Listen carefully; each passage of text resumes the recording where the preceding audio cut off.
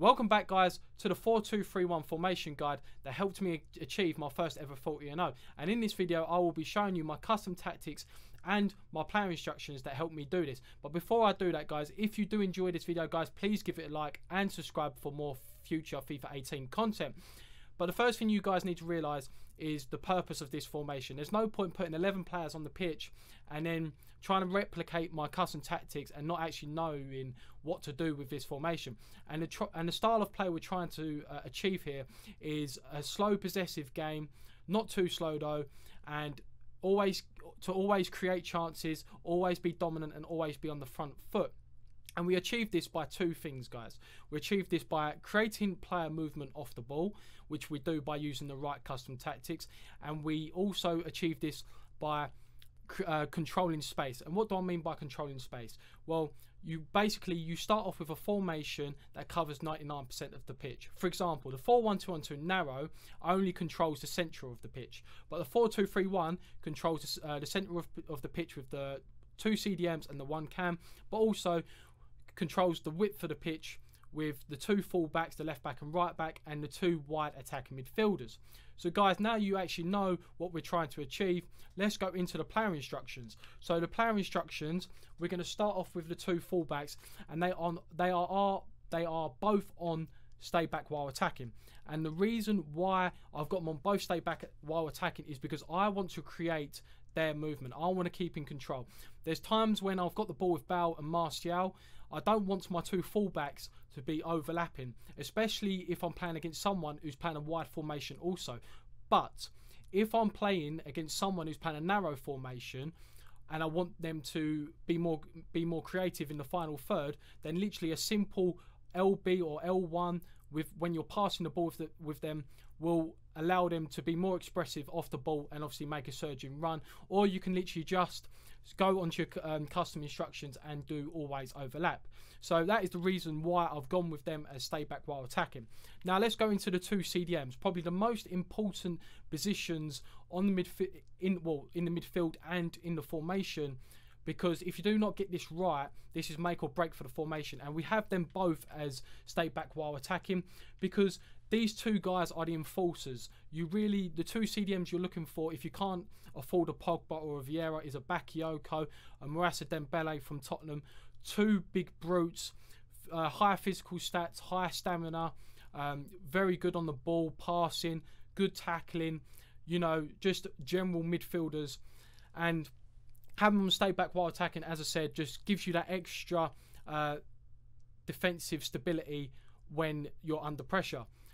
Right, going into the cam, the central attacking mid, we always have it as stay forward. And the reason why we have it as stay forward is because you do not want your striker to be isolated. You always want someone to be able to link up with when you're either counter-attacking or just when you're just playing that possession game. Because even though it's a possession type of formation and the custom tactics we're going to use are towards possession, there's going to be times where you can do a quick counter-attack. Maybe from an opposition corner, you get the ball, your goalkeeper, you throw it out to your cam because you've got him to stay forward and he can link up with your striker. So that is the reason why we've got the central attacking mid as stay forward. Now we go to the 2 wide players, Gareth Bale and Anthony Martial. We just keep it as normal, basic defensive support. And the reason why we do that is because, especially against players who may be a little bit better than us. For example, I played a couple of pro players who are better than me, but I actually won the game. Obviously, it's useful when they track back and obviously help my 2 fullbacks and my 2 CDMs in the defensive part of the game. But when they're going forward, they obviously have an effect as well. So you want your 2 central attacking mids, especially the wide ones, to do both jobs, to be able to run up and down. So obviously players with high stamina is another useful thing and attribute to have. The striker, another very important player instruction. What you want is to have get in behind and basic defensive support, and you want to turn it to press backline. And the reason why you want it to press backline is because if you think about it like this, if you've got your striker on the last man of defence, that puts your opposition's defensive line back 5 yards, which creates space for the 3 players in behind, for Suarez, Bale and Martial. So let's do the opposite. So let's actually change it to a false 9. A false 9 drops into space and sort of comes deeper to receive the ball.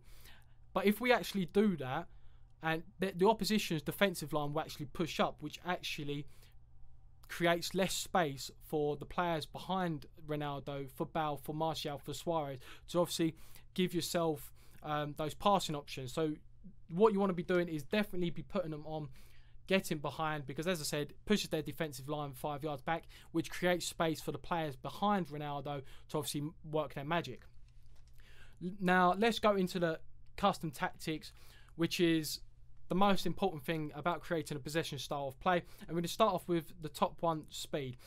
We want to be creating a possessive type of tactic, but not one that is let's just pass left to right. We want to have good possession in the final third, and we always want to keep our opposition on our toes, and we do that by playing a quicker type of game. But there's also times to slow the game down. If, say for example, you're winning 2-1, the opposition's on top of you, you want to just slow the game down. So say for example you're winning 2-1 with 10 minutes left, you might actually want to knock this speed down to 40 and play a slower type of game. But if you're 0-0 or you're trying to chase the game because you're losing, then the higher the number, obviously the quicker the build-up play, so you can obviously keep the opponent guessing. Going on to passing, we want to keep the passing at 50, and the reason why is because you want variety in your play. There's no point having this number down to like 30 and always playing short 5-yard passes. You want to keep it varied. You want to have the option of playing a long RB and a long RB driven pass to your striker, but you also want the option to play those 5-yard passes. So that is why we keep it at 50.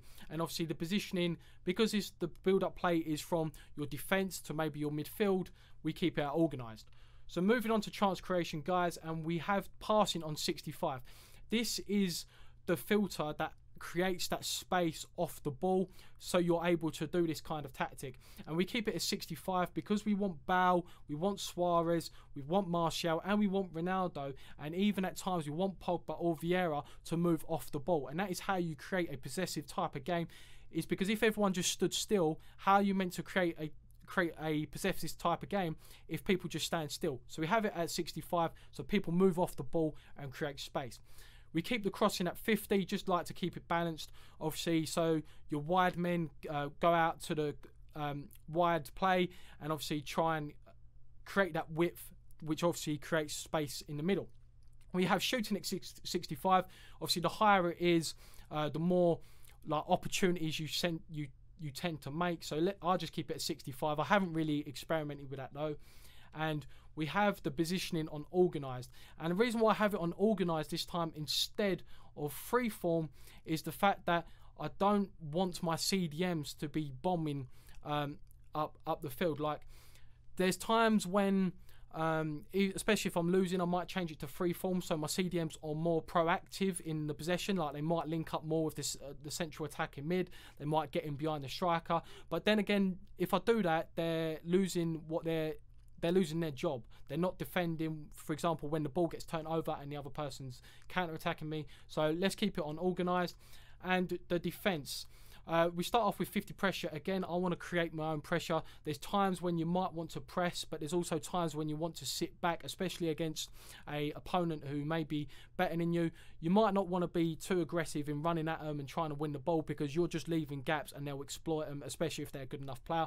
So I keep it at 50, which keeps the defensive line at neutral. So you can then decide whether you want to play an aggressive game, depending on the opponent you're playing, or you want to sit back a little bit more, soak up some pressure, and then when you win the ball, then obviously you can either counter-attack or keep the ball. Aggression, again, for exactly the same reason as the pressure, just keep it at 50. And the team width we have at 45. The reason why is because a lot of people, especially top 100 players, like to play the 4-1-2-1-2 narrow. So we want to also keep control of the midfield, especially the central areas, because we don't want the central attacking mid of the opposition to get involved and have an influence on the game. So we try and keep things nice and compact, and then when we do have the ball, we allow Bale and Martial to go into those wide positions to obviously create the space in the middle, and then we can use our tiki-taka game. And obviously defend the line, always have it a cover, never have it on offside trap. So guys, that is the custom tactics, the player instructions, and the brief overview of what we're trying to achieve with this formation. If you guys find it useful and you enjoyed this video, please give it a like. This is the formation that got me my first ever 40-0. So leave in the comment section what you find with it, if you enjoy it or if it's not the formation for you. Give yourself around about 5 to 10 games. Never judge a formation just by playing one game, and if you play bad, give yourself 5 to 10 games, see if the formation's for you. So guys, yeah, if you enjoyed it, please give it a like. If you haven't already, please subscribe. I'll catch you next video. Bye.